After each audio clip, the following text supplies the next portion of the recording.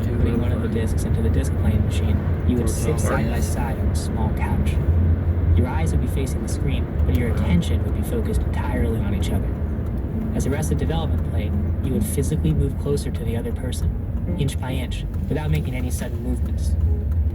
The idea was that if you both moved incrementally towards each other, eventually your hands would touch. If the other person pulled their hand away, or laughed and said sorry, that meant that they had really truly come to watch Arrested Development. But if they did not pull their hand away from yours, that meant it was time to start kissing, which is what my great-grandparents did, even though they had never exchanged even the most rudimentary of nudes. And at this point, my mother told my great-grandfather to stop telling the story, and he had to admit that the next part was genuinely inappropriate.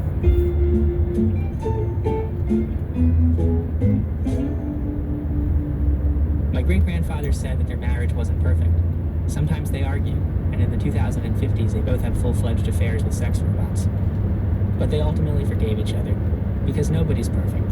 And also by the 2050s, sex robots had become extremely advanced, as well as incredibly persuasive.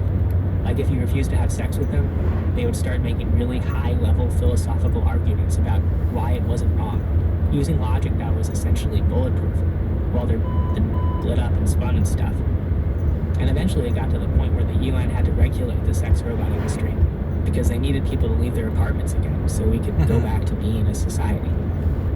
The point is, my great-grandparents rekindled their romance in the 2060s, and they even ended up renewing their vows while riding on the escape pod to New Earth, surrounded by their daughters and grandchildren. Sounds like a story. And my great-grandfather asked my mom if she could remember the ceremony, and she said she was only 4 at the time, but she did vaguely recall how weird it was to see him on the spaceship when it was supposed to be just for women and children.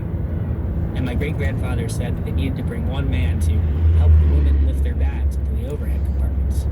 And I reminded him that earlier he'd said he'd been on the ship to row an oar. And there was a long pause. And then he said that he was tired and had to go to sleep. And he closed his eyes, but it didn't really look like he was sleeping, because every few seconds he would open his eyes to check if we were still there. And when he saw we were, he would quickly close his eyes again.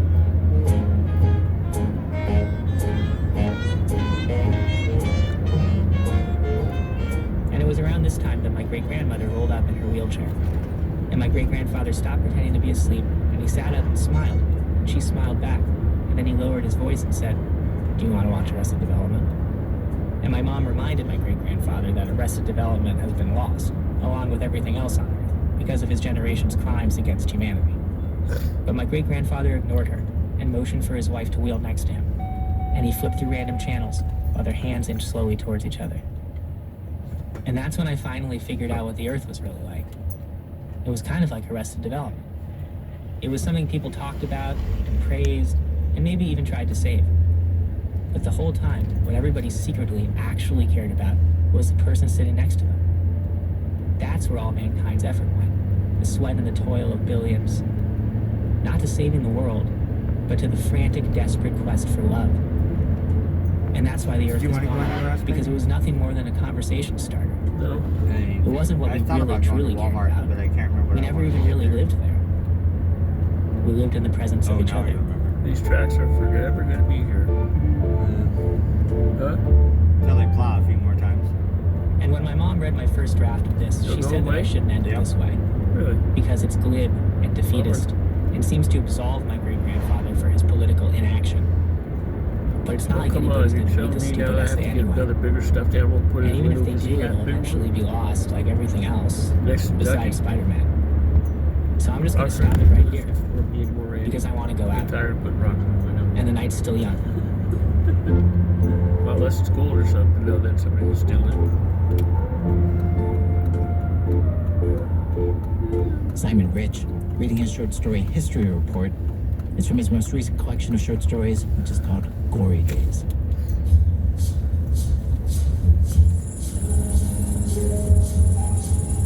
If there was ever a man who was generous, gracious, and good,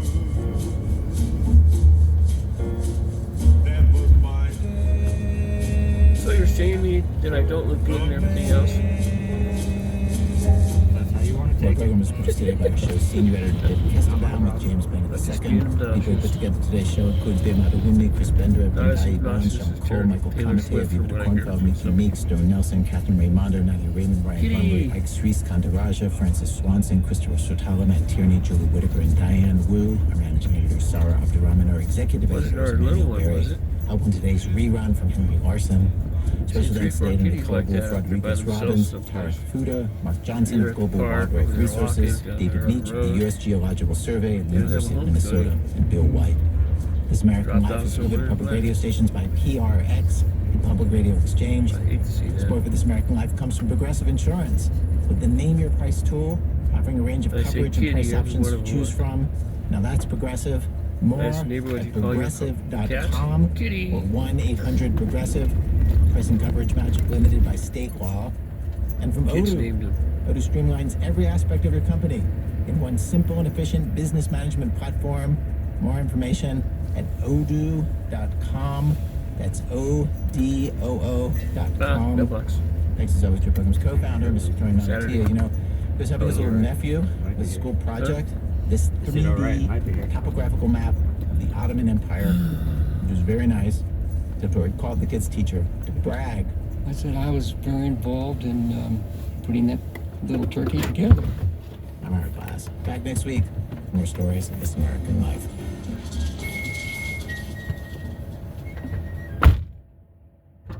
This is CPR News, 89.5 FM KPRN Grand Junction, 88.3 FM KPRH Montrose, 88.3 FM KPYR Craig, and at CPR.org.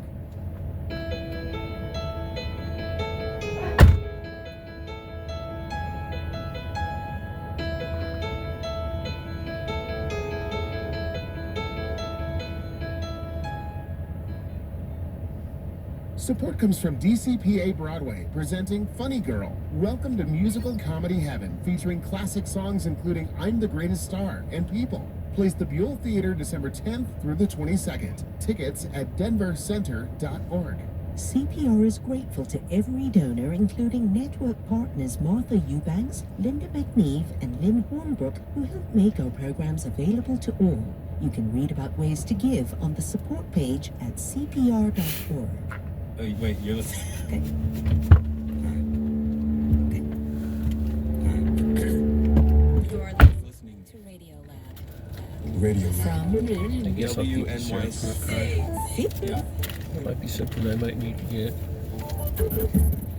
Hi. Thank you. What's up, Sarah? I'm Latif Nasser. I'm Sarah Kari, sitting in for Lulu this week. This is Radio Lab.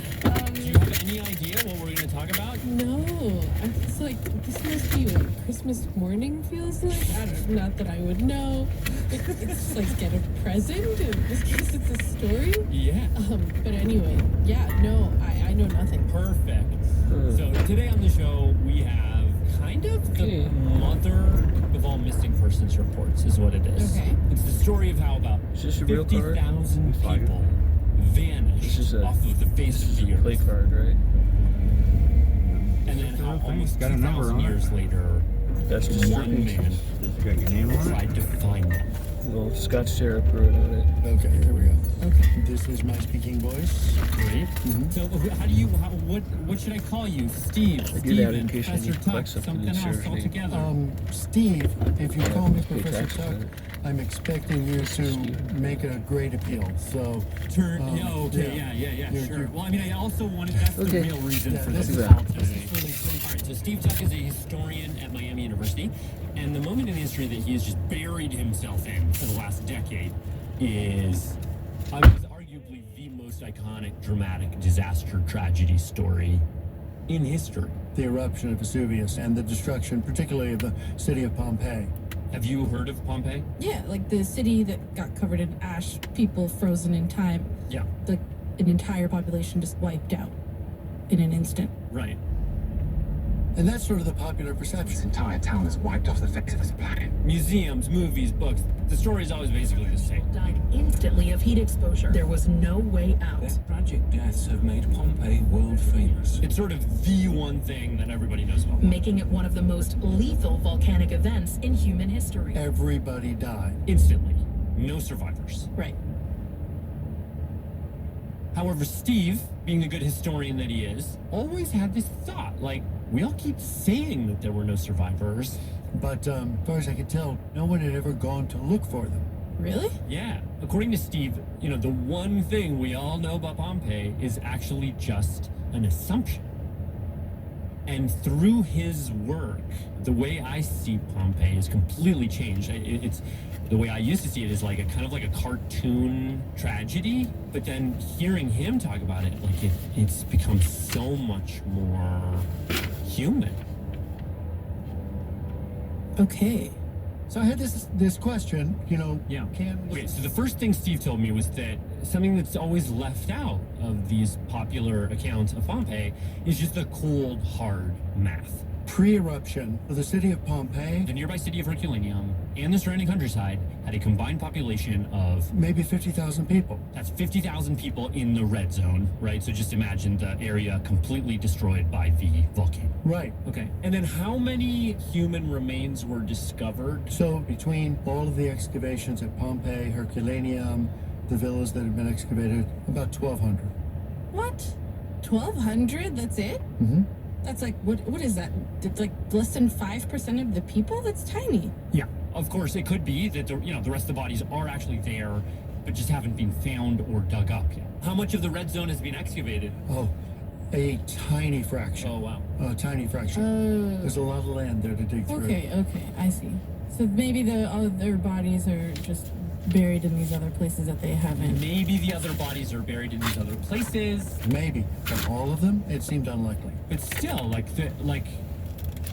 town is right at the base of the volcano. Right. You think people could have gotten out? Well, it's a very complex eruptive event. Okay. Do you want to just walk me through it? Should we just play it out? All right. Pompeii is a city right along the coast of the Bay of Naples. It's a beautiful location. I sound like a real estate agent. But, it's a gorgeous location down there in southern Italy along the coast.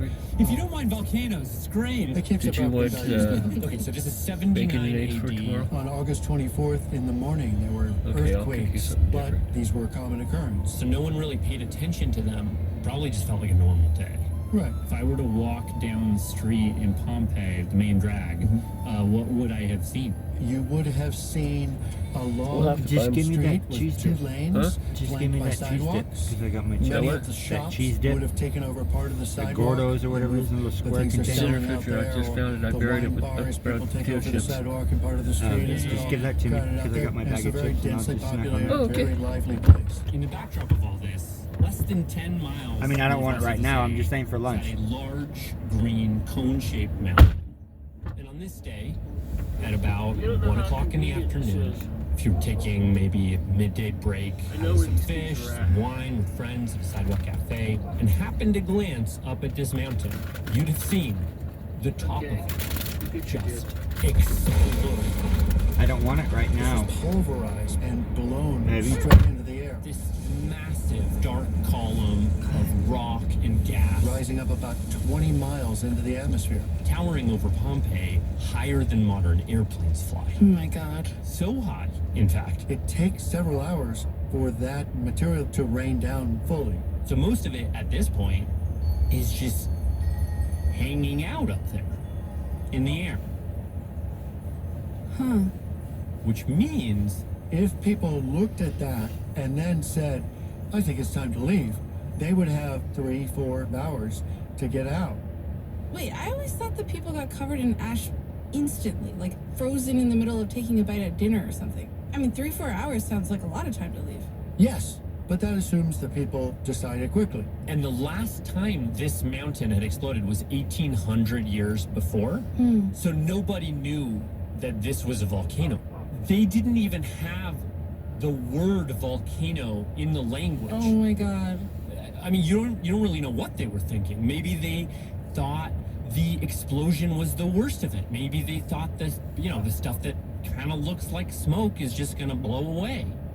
Right. But even if you were like, okay, I am getting out of here right now, Just imagine, maybe you were out running around town doing something. Your family's at home. You'd have to get home first. But the sky is rapidly darkening. The earth is shaking. You're trying to get through the chaos with the earthquake. Push your way through the people, the animals, the carts. Trying to make it home and gather your family before you go. When you finally reach your house, maybe someone's missing. Maybe you have a sick relative who can't move so easily. You have no idea how much time you have. Who knows? There's a million ways this could play out. Yeah. But when archaeologists dug up some of the houses in Pompeii, they discovered a clue.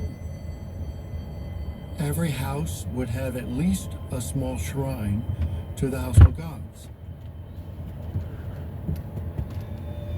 A little hollowed out alcove in the wall where they keep these little statues. They're mostly bronze figurines, between 6 and 9 inches tall. And the members of the household would pray at the shrine to protect the home and the family. And when archaeologists uncovered these homes, they noticed all the household shrines are empty. All these little statues are gone. That have been uncovered. The strong boxes of money. Those are empty too. All of these things are What did you do? gone from the houses. Wait, what does that mean? Huh? Well, it means that Across people the were tab. trying to just grab whatever was the tab's right grabbable there. and get out of there. So in those well, let's 3 see. days, people were out of their houses, maybe on foot or on horseback, dragging carts behind them, just That's trying to something make their way nice. through the crowded, chaotic streets. And the This is what volcano, else I remember, figured is out, to the too. north, so you kind of can assume most people are trying to go south, towards the southern city gates. Get a move on, people. No time to waste here. But That material that tall column of debris that's been hanging in the air, Can I get the burrito? starts to collapse. And because of the prevailing winds coming from the northwest, it collapses towards the south, pushed over like a Jenga tower. directly on top of the city of Pompeii. The ash is filling the air, it's hard to breathe, you can't see anything. And then this pumice stone starts coming down, and then heavier volcanic glassy stones, and those are like missiles. So all this stuff kind of rains down, the streets fill up, become impossible to move through, and a lot of those people who did try to flee, If you map the human remains that have been discovered, the vast majority of them are clustered around the gates. they got caught in a traffic jam. And years later, recovered from their bodies were the little bronze statues of household gods. Huh. Okay, but Pompeii, it's a coastal city, right? Like, maybe a bunch of people left by sea? Because, I mean, if it was me, I would try to get on a boat. Why would you try to get on a boat? I would assume that I could get farther away more quickly on a ship. Yeah. And if I don't know what's going on, the very least I know is that the problem is on land. Well, maybe. Oh, God. So imagine there's a volcano, imagine there's also earthquakes, so there are tsunamis happening here. Oh. And those, they're disastrous. So this sea, this is not a calm sea. And unless somebody left early or timed it perfectly so that they could flow out of the Bay of Naples with those waves going out, once those waves come back in, there's no sailing against them. They would be trapped. Okay. Maybe not by sea then. Maybe not. Anyway, things just get worse from there. By dusk, the ash and rock have built up so much that it was impossible to leave. Some people took refuge in their houses, but the volcanic material came down and the roofs collapsed. Those who managed to escape the collapsed roofs make their way through the darkness and the heat and the falling missiles and Took refuge in public buildings and in low areas like cellars. And it was around this time that the second phase of the eruption began with these pulses of super hot volcanic gas. Estimates between 300 and 600 degrees. That's Celsius, which is 500 to 1,000 degrees Fahrenheit.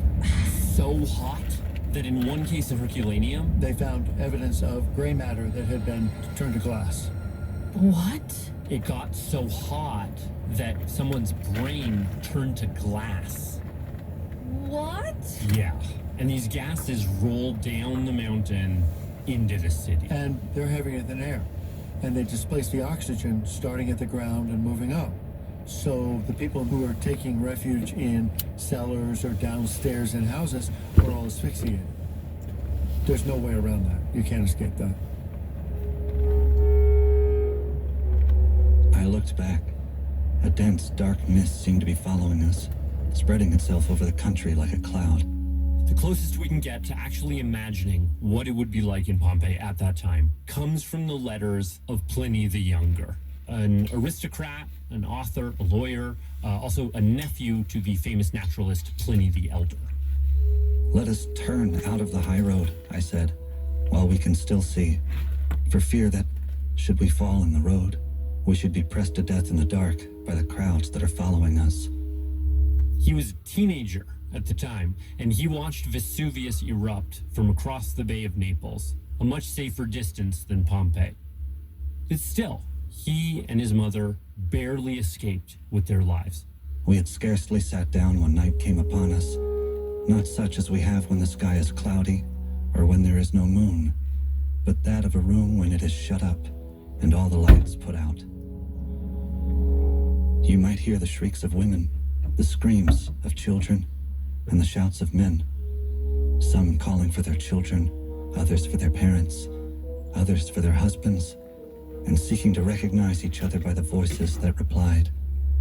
One lamenting his own fate, another that of his family, some wishing to die from the very fear of dying, some lifting their hands to the gods, but the greater part convinced that there were now no gods at all, and that the final, endless night of which we have heard had come upon the world.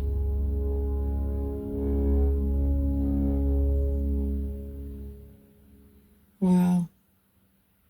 You know, I know Stephen Tuck set out to find people who survived, but all I'm hearing is 6 million ways that they could have died. Which is what makes even more impressive what Stephen Tuck found after the break.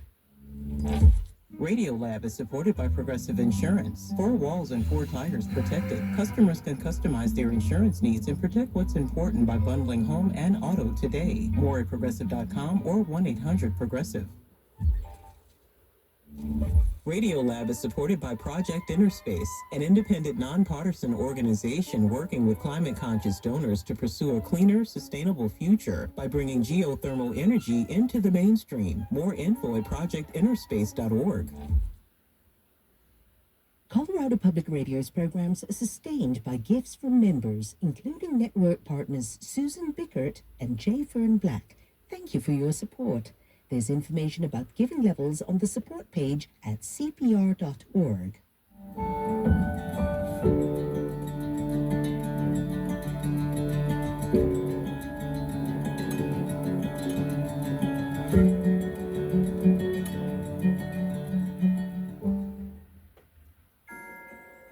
It's a particularly American phenomenon. Hillside letters and mountain monograms that hover high over towns and campuses across the West. The big M over Golden was one of the first, a carefully tended pile of white rocks proposed by a Colorado School of Mines senior thesis in 1908. There's a D in Del Norte, a P above Paonia. In fact, more than 20 letters like these dot the state. But during the Depression, folks in Palmer Lake thought up a different approach, to make a star out of light on a steep mountainside to the west. For 3 months in 1935, locals hauled posts up the mountain, then strung wiring between 91 bulbs to light their star in time for the holidays. It's been shining every December since, visible to anyone passing by on I-25 and guiding travelers on Colorado Highway 105 to the little town of Palmer Lake. A Colorado postcard from Colorado Public Radio. Latif. Sara. Radiolab. Back from break. Okay, so before the break, we met Professor Stephen Tuck, who is on a mission to try to find survivors from Pompeii, but who then told us how totally and hopelessly devastating the eruption of Vesuvius actually was. Right. I mean, it's the apocalypse, basically. It's the apocalypse. Yeah. But we also learned that there were these windows, these moments where it might have been possible to escape. Okay, so then what? So where do you go? What's your next step? So my next step was trying to figure out how to find people, and I decided the way forward was Roman names. So the Roman family names in the ancient Roman Empire were very tied to place. And so Steve's plan was to look for Pompeian names that kind of newly popped up in other cities after the eruption. Okay. So that's his kind of strategy, which is, I think, like a pretty good strategy. Wait, but then how do you find the Pompeian? Like, are there old Pompeian phone books or letters, or I don't know? How do you even find them? No, not really, nothing like that. But the special thing about Pompeii is that unlike old ruins that have been weathered for 2,000 years, this city was basically preserved in ash, and so you can find names everywhere. Oh, yes. They're in the usual places, carved into stone. Epitaphs, tombstones. There were names carved above the doors of people's homes, like a name on the mailbox kind of thing. Right. Or on objects. Seal rings that people had with their names on them. But also, fortunately, you can read names that were just written or scratched lightly on a wall. Graffiti and painted announcements. People signed all that with their family names. Oh, nice. There were even receipts written on walls. Loan records from banks. Filled with names. So-and-so agrees to borrow this much money and will repay it at this rate of interest. And then 9 witnesses had to sign off on those. Wow, and probably a lot of those loans there was no volcano clause in there. I guess Yeah, a lot I of think those. a lot of those loans did not get repaid, yeah. Anyway, so what he does is he basically takes the Caecilius family, the Cornelius family, the Vibidia family, he can find Secundus, that has ever been excavated anywhere in this region. Pompeius is also a family name. Puts him in a big database, does this for Pompeii and Herculaneum. So I have a huge number of names. And he's like, okay, these are the people I'm looking for. And so he puts up a map on the wall of his office. A very nice map that I made of the region. And of the roads, the Roman roads at the time. All the roads that led away from Pompeii and Herculaneum. And he's like, okay, I'm going to go through the neighboring towns and communities. There's thousands of communities. One by one, to see if he can find any of these names popping up after the eruption. Okay. I started with the close cities. No survivors. Nobody in Sorrento or Salernum. He looked at the town of Velia. It's right on the coast. Everything you might want. Nobody of Velia either. He looked on the islands. So I thought some people might have gone to the islands of Capri or Ischia. But no. Nothing. And you could just imagine his finger running down the map, following the road, crossing off this town, crossing off that town. The whole Sorrentine Peninsula, which makes up the bottom half of the Bay of Naples. Yeah. And it's outside the blast zone. Nobody in any of those communities. He tries moving inland away from the coast. They're close. There's roads. There's connections to Pompeii in some of these communities. But were any Pompeians there? No. City after city, just nobody. That just keeps getting bleaker and bleaker. But then he thinks, okay, the town that would make the most sense is this one south of the Bay of Naples called Paestum. And Paestum is a beautiful Roman port city. It's on the west coast, like Pompeii, like Herculaneum. It checked all my boxes. He's like, this is the place. It's everything that Pompeii is, but just outside the blast zone. He checks all the names in that town. And I found nobody. No. None of the Pompeians. Nobody from Pompeii, nobody from Herculaneum, nobody from any of the villas. Nothing. There's just nobody. Oh. And as time went on, as I spent weeks or months doing research with no results, I thought, okay, maybe I'm wrong. Maybe everyone did die.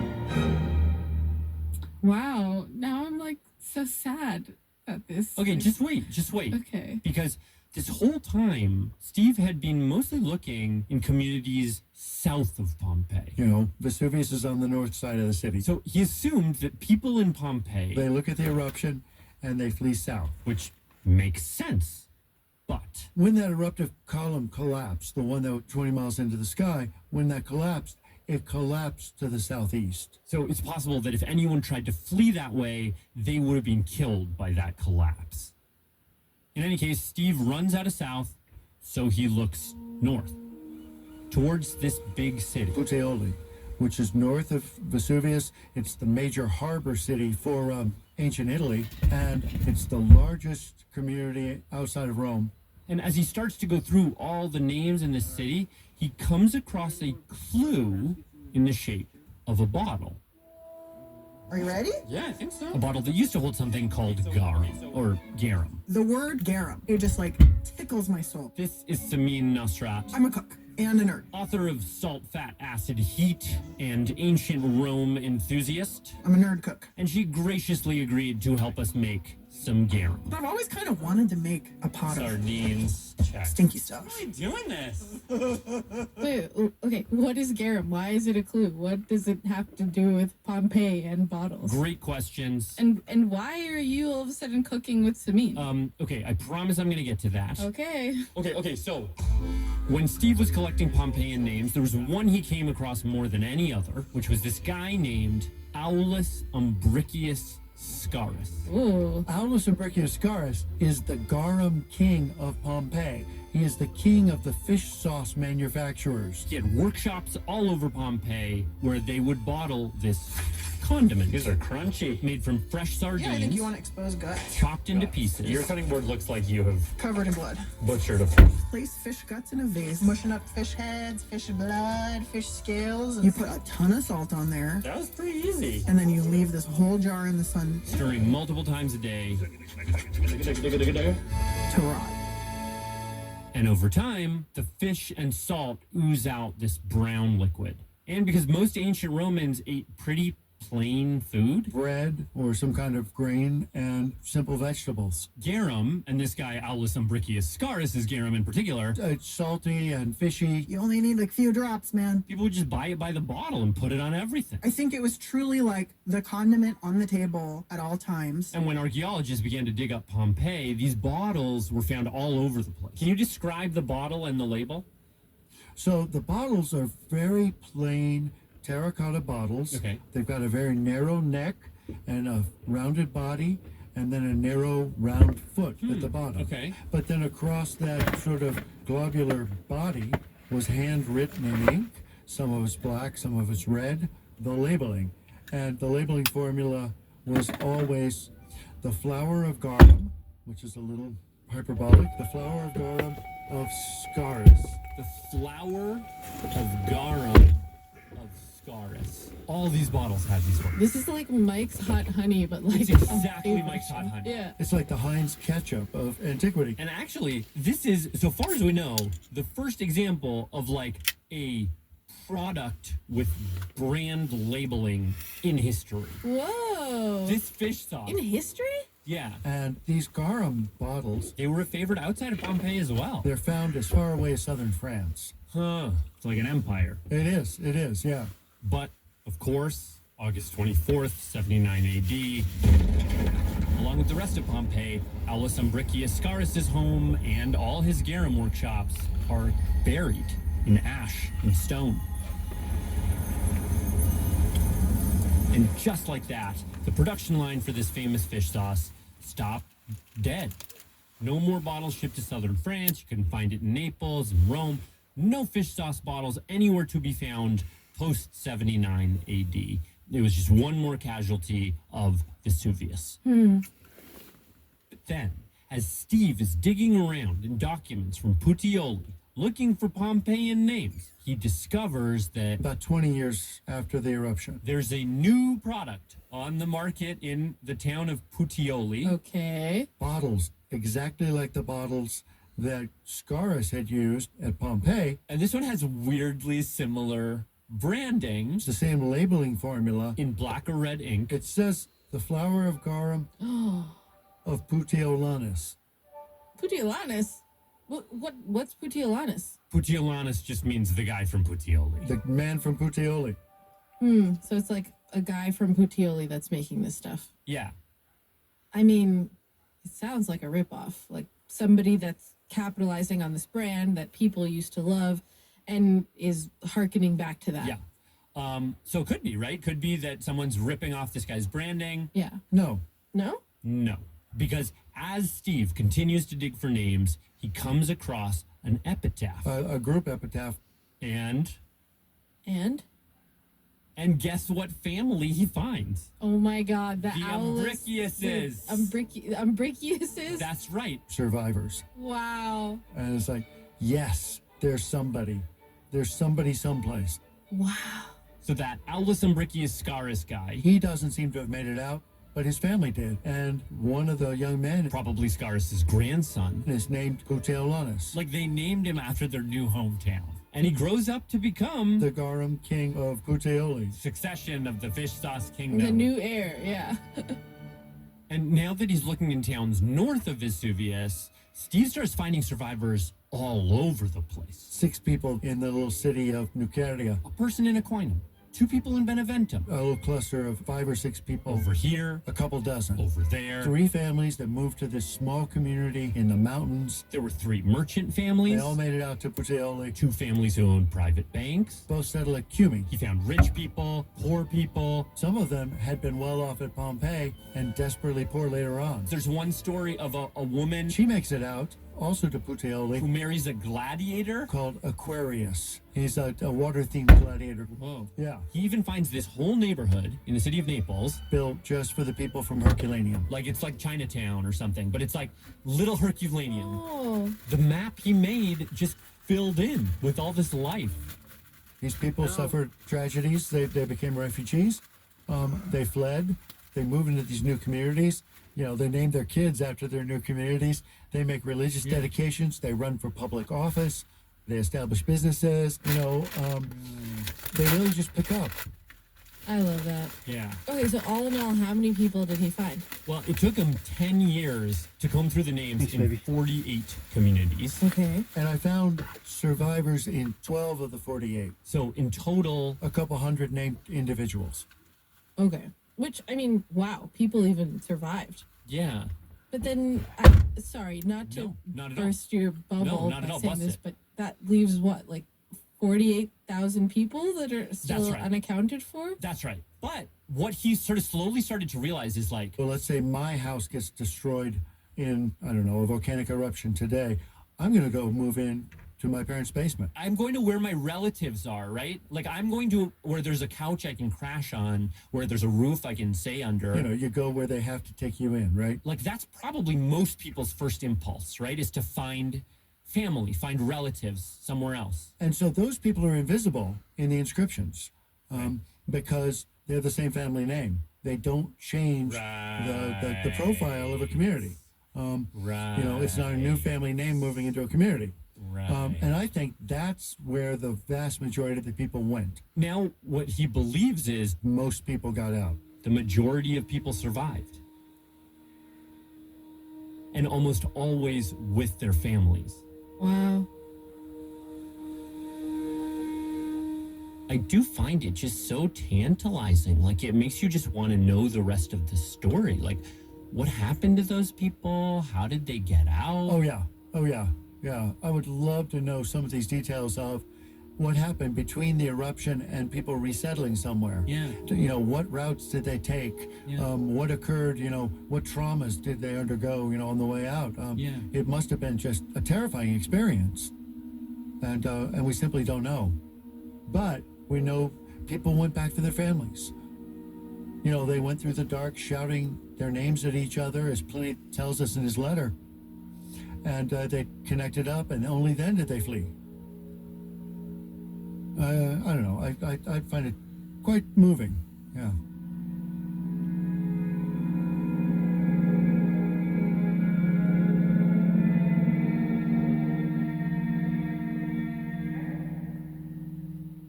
So that's the story. What do you make of that? You know, so my family's Pakistani. Like I grew up in the U.S. My parents grew up in Pakistan. My grandparents grew up in India. Yeah. And like, you know, the partition of India was like this giant traumatic thing that like, I don't think my family really even has its arms around like all the ways in which it impacted us. But like, there's so much that gets lost in a big traumatic move like that. And I feel so cut off from even just like the lives that my grandparents had in India that like I would kill for anything, like who they were hanging out with and what they were doing, and where, you know, any crumb is like gold. Like yeah. I mean, and that's basically why I ended up making that fish sauce with Samin. Yeah. I mean, really what we're doing is we're time traveling Yeah. I mean, that's what I think is so magical about food. Again, Chef Samin Nosrat. I mean, even in the span of your own life, you eat stuff and you travel back to like the first time you had it or some meaningful time you had it. And so this is another way that we get to go have a sensory experience that people were having, 2,000 years ago. And that time we almost died from a volcano. Exactly. Yeah. but it's true that I can't stop imagining it's just one day out of the blue, no warning, boom, you lose your home, not just your home, you lose your entire hometown. You can never go back to it. You can never walk down the streets you walked on as a kid. And then 20 years later, you're resettled in a totally new place, totally new life. And you're grocery shopping and you see on the shelf the flower of garum. And you buy it and you take it home. You open the bottle and you taste it.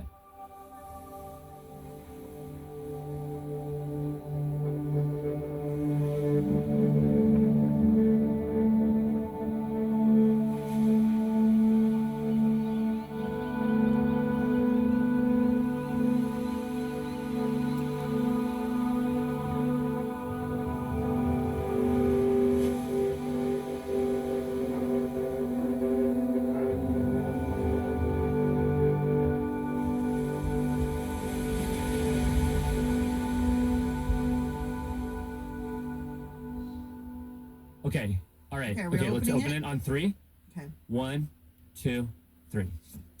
Oh, wow. Oh, wow. This is smelling stronger than it was. Ugh. Okay. I went real deep. I went nose into the jar. Okay. Whew. Oh, boy. Okay. Whew. Okay. Okay, we're ready? I'm ready. Okay, I'm putting some on my tongue right Okay. now. Oh, it's very salty. It's not really that gross. It It's just not tastes that like gross. salty No, anchovy. it just tastes salty. Just a little like umami. It's like like sometimes you're playing in the water as a kid at the beach and a huge wave comes. That's right. And then like it knocks you over and you're like losing your breath and like you have to swallow some water. Yeah. And you're then like, it's oh, the and then you're salt, like, why? Like And then it's hits like the top of your mouth, kind of. yeah. And it was kind of seaweedy water or It's something. like too much. That's what It's it's like too much. And stick around because we've got more nerdy food factoids from celebrity chef Samin Nosrat coming up after the break. Radiolab is supported by BetterHelp, committed to supporting mental health through therapy. Clients are matched with one of 35,000 therapists and can communicate via video, chat, or phone at betterhelp.com/public. Hi, I'm Erica in Yonkers. Leadership support for Radiolab Science Programming is provided by the Gordon and Betty Moore Foundation, Science Sandbox, a Simon Foundation initiative, and the John Templeton Foundation. Foundational support for Radiolab was provided by the Alfred P. Sloan Foundation. Hey, it's Erica Barris from Planet Money. And I'm Guy Raz from How I Built This, where the world's top entrepreneurs share the challenges of building a business. Not only did I not have a manufacturer for this product, but also I had to make this thing manufacturable. Navigate the economic ups and downs of your life with Planet Money and How I Built This from NPR. Saturday afternoons at 1 and again Wednesday evenings at 10 on KRCC and CPR News. Colorado Public Radio keeps me up to date with everything happening in Colorado and all of the information I need to keep up with the state. I find it very valuable. I'm glad to support Colorado Public Radio. I listen to it all day long. The news, love it. Keep going. Thank you. I love CPR. I feel obligated to support it because I listen to it more than I listen to anything else. Support independent media in your community on Giving Tuesday. Participate at CPR.org. Support comes from the Denver Center presenting A Christmas Carol, a musical adaptation of the family-friendly holiday story, now playing the Wolf Theater through December 29th. Tickets at denvercenter.org.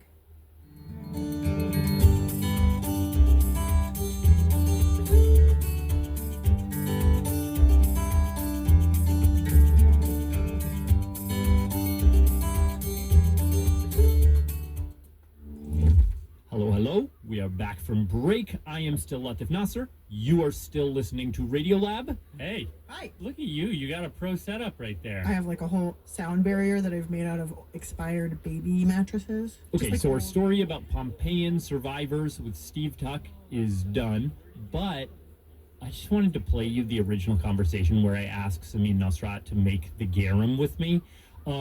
It was just such a fun and delightful and nerdy conversation about food and history.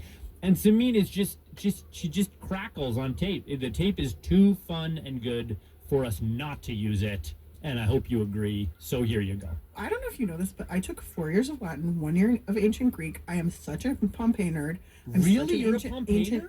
I'm like, not a Pompeii nerd specifically, but but the word Pompeii just like tickles my soul. Oh, yeah. Etruscan anything. So into it. I'm just a total, this is like my jam. Yeah. So like, I truly, when Pat called me and he was like, "Oh, Pompeii," I was like, "I'm in." Okay, great, great. I didn't even need to know anything else. You were our first choice here. So okay, so and so then like, and garum, another word that sings straight. So to my you heart knew and that soul. word garum already. I'm a cook and a nerd. But garum, that seems like a deep, literally a deep cut, deep in history. Yes. Cut. So I'm like, garum, you're speaking my language. So wait, what's your experience? What's your experience with garum? Well, I mean, I'm pretty sure I first heard about garum when I was in middle school Latin. Okay. And I was like, what is this disgusting thing? Why would I ever want to have anything to do with it? This sounds so nasty. How would it have come up? Oh, because I had the most amazing Latin teacher, Yeah. Magister Stanzel. Okay. He, and a big part of how we studied, for 4 years, like I was in these classes. And so Okay. it was also about the culture and the time. And we had Right. toga parties, and we had at one of our toga parties, we had a fake Mount Vesuvius with dry ice in it. And it was an ice cream sundae. That was nice. And so at some point I learned about garum, which the way I remember hearing about it in 7th grade or whatever was, it was just like rotten anchovy juice. Okay. Okay. Which, like, I did not grow up, my family's from Iran. Yeah. I grew up in San Diego eating a lot of Mexican food, the occasional pizza, the occasional trip to a Chinese restaurant. Okay. But I was not like a childhood gourmand in terms of like knowing things from around the world. Right. And we were not, I can't say an anchovy ever entered our home. Maybe by accident on a misdelivered pizza or something. Maybe on a misdelivered pizza, which my mom would send back and be really mad about. Right. So that I did not really encounter anchovies or like anchovy like ingredients until I became a cook. Okay, and then did you ever come back and like then did it ever come up as an actual chef? chef? And I think in cooking, and because I also come from a really nerdy cooking background. Okay. And the kitchen, at Chez Panisse, where I was taught to cook, is very like I would say steeped in French and Italian cooking culture. Okay. And so I don't have a specific memory of garum coming up in my cooking, unless somebody was like, oh, there was this thing, and like, and sort of trying to connect the dots of fish sauce, like modern Asian fish sauce, to garum. And then at some point, maybe when I lived in Italy, or maybe when I was still cooking here, I learned about what the modern garum is, which is colatura. It's called colatura. It's basically made the same way. And it's an Italian sauce? And it's an Italian. I have a bottle of it. I bought some right before Pat called me, actually. Really? Wait, can you show me the bottle? Yeah, hold on. Okay.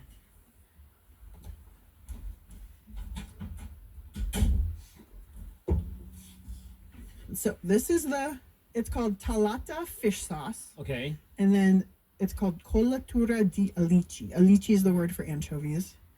And you imported this sauce. This is not American. No, I just bought it at like a fancy food store. Okay. Food store, like a fancy ingredient, Okay. where you buy fancy cheeses and stuff. Okay. And it says extract of salted anchovies, all-purpose, and it basically is like, I haven't opened it yet, but it's the same color and texture as fish sauce. Okay. Oh, like an Asian fish sauce. Yeah. Yeah, as like a red boat. Yeah. And then I also grabbed this for you, which I always call white people fish sauce. Oh, Worcestershire sauce is fish sauce? Yeah, distilled white vinegar, molasses, sugar, water, salt, onions, anchovies, garlic. Anchovies. Secret. Interesting. ingredient. And I think just like as with my experience with fish sauce or anchovies, I think with colatura, like when employed in the right way, it makes everything better. And you actually sometimes don't even know that there's something fishy going on. Like it just, you know, it's the original like MSG, you know, right? It is because the anchovies have so many glutamates. And so it's just it's the original source of umami to add to your, and so many cultures have that, right? They have like a ketchup is a source of umami, right? The Parmesan cheese you grate on top of stuff is umami. So the nice thing about it being a liquid is that it's just like a little something extra that if you use it just with a light enough touch, it's just a little bit of salt and umami. And you can't always put your finger on it that it's anchovies. So like I don't necessarily always want to be like I'm eating something fishy right now. But sometimes I'm like, oh, I need a little bit of extra, like just I want it to dance on my tongue.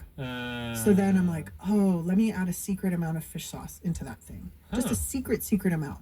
And so like sometimes when I make Caesar salad dressing, I'm too lazy to open an entire jar of anchovies. Oh yeah. So I can I'll just add a few drops of fish sauce or a few drops of this, and it's like a shortcut to adding anchovies that I've pureed. Or sometimes when I make like a tomato sauce, like maybe the tomatoes weren't the most flavorful and the most ripe or something. I'll just put a few like toward the end of cooking. I'll just add a secret few drops of fish sauce. Or colatura to boost that umami, that savoriness, like the way it's gonna burst on my taste buds and like explode and be like, oh my god, it's so good.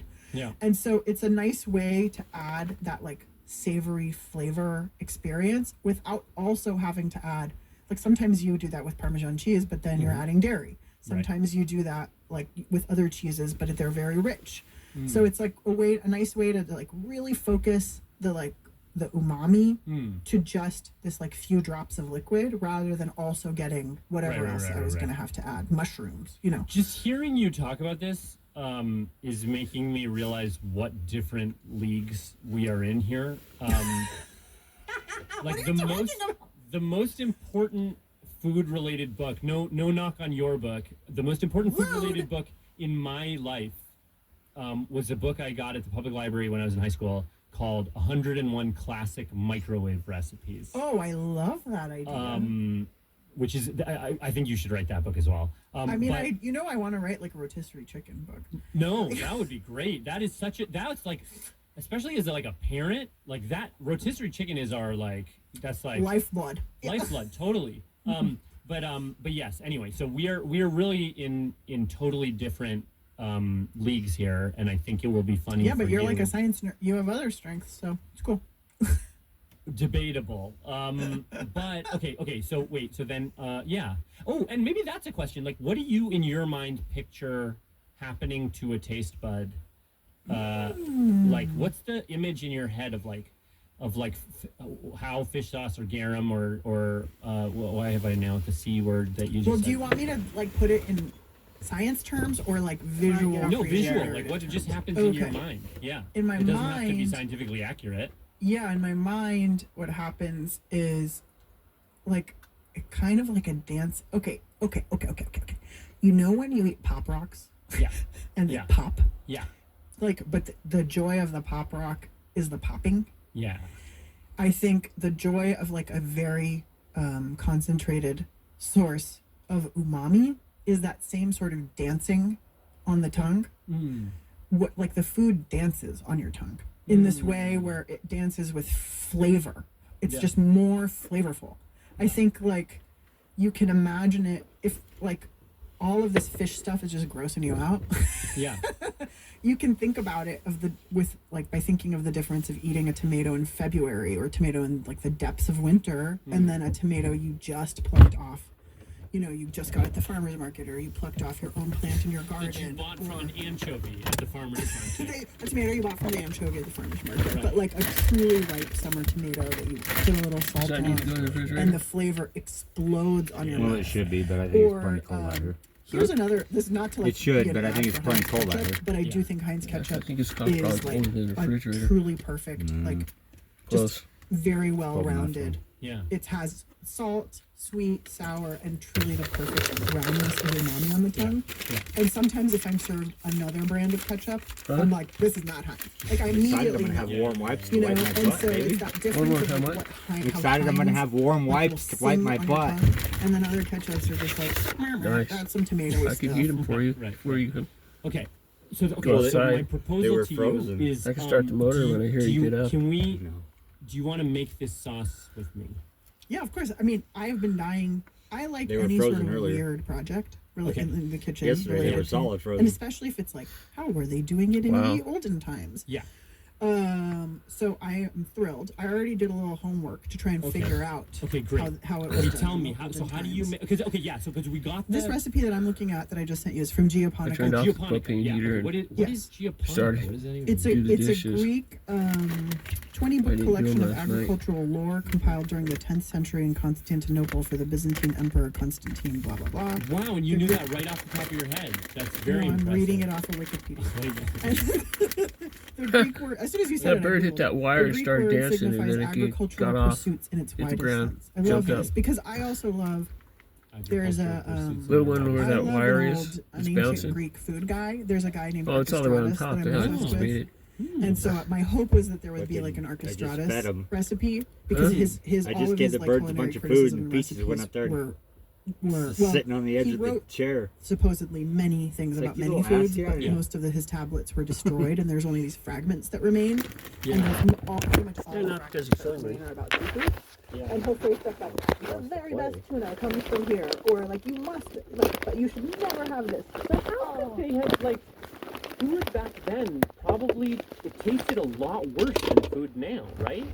Yeah, I mean, well, yes Like, they and had no. so fewer ingredients and spices and any of those, right? Yeah, they didn't have spice, but that's why they used Yeah. And They didn't have tomatoes. And like, they didn't have they refrigeration didn't have back then. tomatoes. No, and I mean, but like So they ate a lot of tainted meat bounty and of shit. the sea was still pretty amazing, right? Like, I think also, you know, as I've been working on the book I'm working on, I love an, as we've established, I love an ancient reference, and so literally anytime I sit down to write about a vegetable, I'm like, what were they doing in ancient Rome? You know, whatever. Right. And so there's all these kind of really funny things that you find out, like, one of the like most horrible, like tyrant emperors, all had like a really deep love of cucumbers, which I also this was big. I started looking about cucumbers in ancient Rome, and I love cucumbers. fine, right? It's like my favorite thing. I'm sure for cucumbers, the whole thing. Yeah. And so It's this thicker. guy, like when I looked up cucumbers, ancient Rome, it turned out like he is credited for, he wanted You put a whole thing of basically paper in ordered that he here, would just be able take to it. eat cucumber any day of the year, which that's also my dream. But in order to be able to do that, they had to figure out a way to grow cucumbers year round. And so essentially, like he like was the instigator of the very first greenhouse on record. Wow. Amazing. So there's all these funny sort of like humans, they're just like us, you know, whatever. Like, They really are. Yeah. But it does. But I don't know. Aren't you so much gladder you're a chef now than a chef?